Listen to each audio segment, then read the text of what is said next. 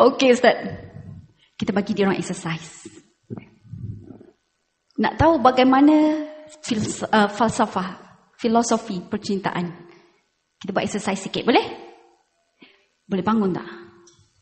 Kalau tak boleh, bangun juga. Letak tangan seperti ini. Buat tangan seperti ini. Mana abang kamera? Okey. Buat tangan seperti ini. Bukan atas ya. Jari-jari di bawah. Okey. Siapa yang pernah buat exercise ni, baguslah. Kita buat lagi. Ibu jari tegakkan. 2 ibu jari sahaja. Okey. Tanya khabar sikit. Assalamualaikum. Apa khabar? Sihat?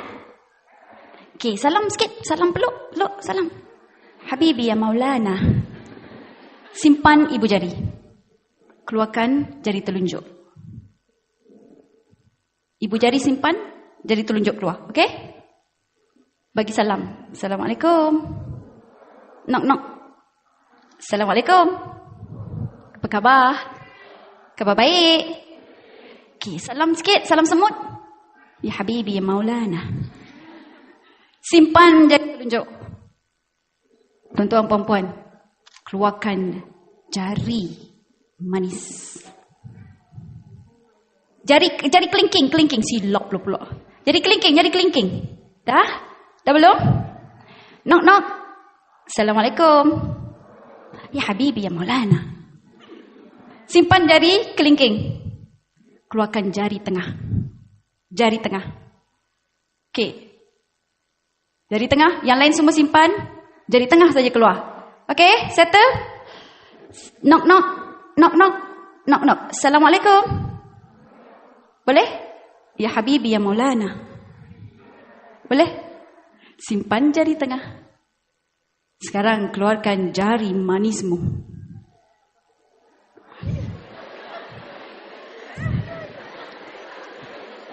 Dah keluarkan, masukkan yang lain balik. Buatlah cara macam mana pun, keluarkan, yang penting keluar je jari manis itu. Lepas tu yang lain simpan balik.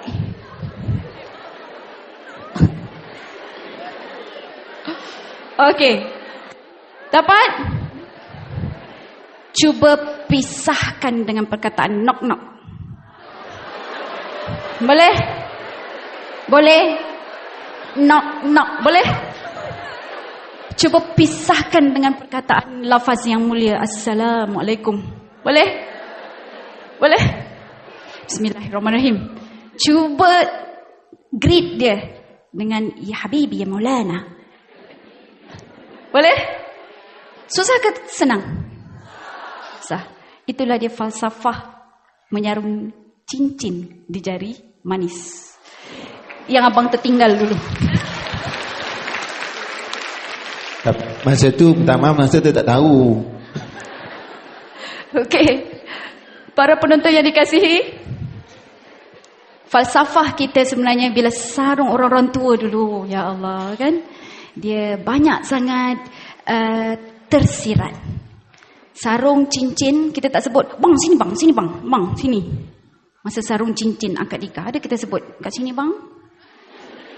Sini biasa dah kolot lah bang. Bagi jari telunjuk bang. Ada tak? Ada. Automatik kita akan memilih jari manis. Dan jari manis ini antara salah satu jari yang tidak boleh dipisahkan, and that is the philosophy of love. Love in the marriage. Kita ibarat satu. Dan cantiknya hukum Islam itu bangun walaupun anak dengan menantu bergaduh dan bercerai, tetapi hakikatnya jari manis itu tetap menyatukan menantu dengan mertua. Hukum menantu dengan mertua abadan abadin, sampai bila-bila kekal, tidak pernah terputus. Dengan itu sebenarnya menjawab persoalan bahawa pasangan kita adalah harus juga pandai mengambil hati dan mengaitkan dirinya, bawa diri dengan mertua kita. Dan kerana itu juga kita sebagai wanita, kalau nak mencari pasangan, Cari yang mana yang berkenan dengan hati ibu dan ayah menurut line syariat. Never say to your parent, I am the one who want to get married, not you mother, not you father. Kita ini yang kena tahu bahawa, sebab tu saya pilih suami saya yang beloved to my parents, even though in the first place not inside me. Sebab falsafah wuduk itu tadi. Dan dalam aspek percintaan sebenarnya, bagaimana kita nak letak kasih sayang ini bila kita melakukan tanggungjawab itu dengan penuh kasih sayang. Kasih sayang sebenarnya para penonton yang dikasihi, dalam Islam Nabi Muhammad dah tunjukkan banyak cara bagaimana hendak meluahkan kasih sayang. Apa hadis dia Ustaz? Yang kita kena luahkan rasa kasih kita kalau kita sayang pada seseorang. Hadis yang maksudnya apabila kita sayang seorang, faqul inni uhibbuk. Maka kita kena sebutlah inni uhibbuk. Sesungguhnya saya menyayangi kamu. Sebutlah. Tetapi sebutan itu sebenarnya boleh diterjemahkan dalam banyak bahasa.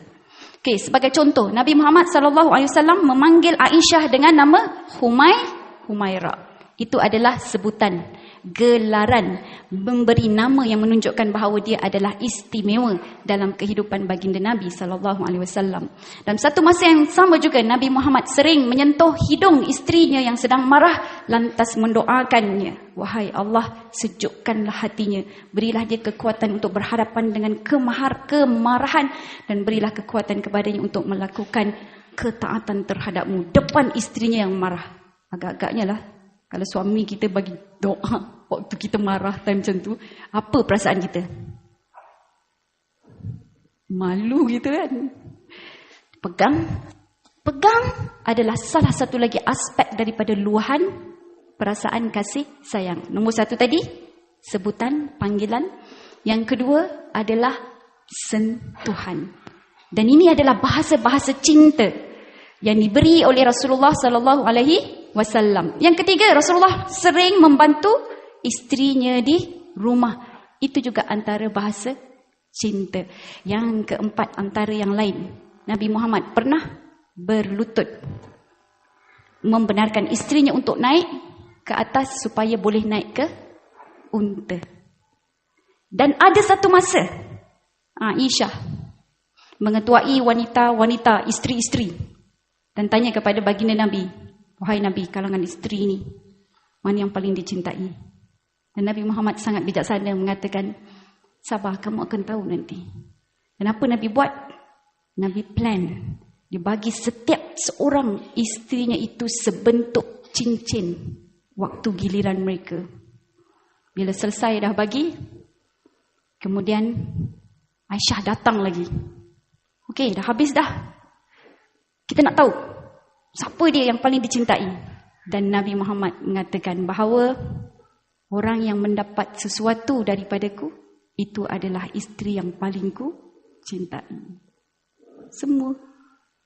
Jadi dalam hal ini, para penonton, para hadirin, hadirat yang dikasihi, Dr. Gary Chapman telah menggariskan ada 5 bahasa cinta. Dan ini kita boleh bina, kita boleh beri pada pasangan kita dan pada anak-anak kita. Dan ini semua telah dilakukan oleh baginda Nabi SAW. Nombor 1, bahasa. Kata-kata. Dan biasanya wanita ini suka dengan kata-kata manis. Suami saya tak pandai berkata-kata manis, tapi saya kata, bang, kalau saya merajuk, tolong pujuk. Okey. Baru dia pujuk, walaupun tak surprise dan tak happening lagi. So it is actually in a matter of communicating what you want. Saya tahu dia tak boleh, tapi kita cakap, bang, kalau abang nampak saya merajuk lain kali pujuk Okay. So alhamdulillah, the next time around dia belikan saya 3 kuntung bunga ros. Bila saya merajuk lagi, dia belikan saya microwave oven. Saya kata tak boleh jadi ni, nanti ekonomi rumah tangga.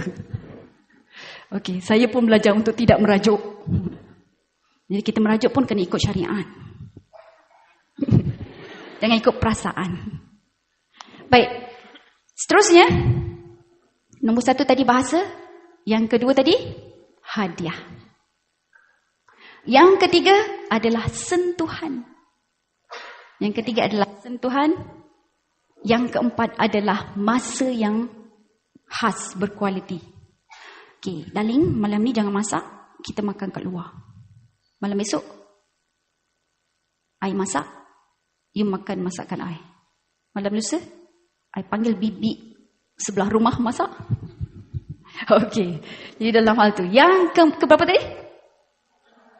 Yang keempat tadi masa berkualiti. Yang kelima adalah khidmat, bantuan, membantu. Sebagaimana Nabi Muhammad SAW membantu isterinya di dapur, memasak, menjahit baju sendiri dan menyediakan kasut dan sebagainya. Sehingga bila azan dilakukan, Nabi Muhammad terus menuju ke masjid dan pada waktu seolah-olah dia tidak mengenal isterinya lagi kerana menyahut panggilan azan. Jadi Masya Allah, kajian yang didapati sekarang ini dengan apa yang telah dilakukan oleh Nabi Muhammad SAW 1400 tahun yang lalu lebih masih lagi evergreen dan diperlukan untuk membentuk manusia. Khairukum khairukum li ahlihi wa ana khairukum li ahli. Apa kata Nabi? Sebaik-baik kamu adalah yang paling baik dengan ahli keluarganya dan akulah orang yang terbaik kepada ahli keluargaku. Dengan kata lain, Nabi Muhammad menyeru kita untuk mengikut jejak baginda Nabi Muhammad SAW dalam membina urusan rumah tangga. Saya bawakan satu contoh daripada China. Tuan-tuan puan-puan yang dikasihi, orang ini bercinta. Liu dan juga Su. Lelaki dia nama Liu, Su adalah yang perempuan. Su 10 tahun lebih tua. 10 tahun lebih tua. Okey, belum lagi Ustaz. 10 tahun lebih tua. Dan dia adalah janda beranak 3. Dan mereka terpaksa melarikan diri. Boleh tengok dalam internet cerita dia sebenarnya. Sebab Su adalah orang yang paling susah pada waktu itu. Dan Liu lihat. Liu ni 10 tahun lebih muda. Jadi dia lihat orang wanita ini, seorang janda ini tidak ada bantuan. Susah, melarat dan terpaksa makan makanan yang ada dalam hutan. Rumput-rumput dan juga pucuk, daun-daun pucuk. Satu masa Su jatuh ke dalam sungai bersama dengan anak dia yang paling kecil. Dia menyelamatkan janda ini dan seterusnya dia membantu janda ini sepanjang hidupnya tetapi mendapat tohmahan dan fitnah masyarakat. Mereka tak boleh berkahwin kerana ditentang oleh keluarga Su. Dia berkahwin juga, dia kahwin lari dan dia bawa isteri dia untuk tinggal di atas gunung. Gunung itu cukup tinggi. Dan mereka kontak dengan masyarakat melalui tanam-tanaman dan juga jualan madu, ya, hasil hutan. Dan untuk memudahkan isteri dia turun daripada bukit gunung yang tinggi itu, memudahkan urusan itu, suami dia telah membina tangga sebanyak 6,000 anak tangga dengan tangannya sendiri. Dan kisah ini masih lagi menjadi legenda dan tempat dia telah dijadikan tempat museum love ladder, cinta tangga. Dan tujuan saya menunjukkan video ini adalah menyatakan betapa kisah cerita suami isteri untuk menunaikan hak dan tanggungjawab dia terletak pada perasaan kasih kita untuk menunaikan peranan kita. Jadi Liu berusaha untuk menjalankan peranan sebagai seorang lelaki. Kalau kita berkahwin hanya kerana seks, hanya kerana kita nak lepaskan diri kita daripada godaan-godaan wanita yang lain, I'm sorry to say, it would probably a wrong choice. Unless you refresh back or you reprogram your mind. You reset back your intention. So, bila berkahwin, cari peranan apa kita boleh buat. Kerana apa? Nampak kelemahan pasangan, kitalah pelengkapnya. Okay Ustaz?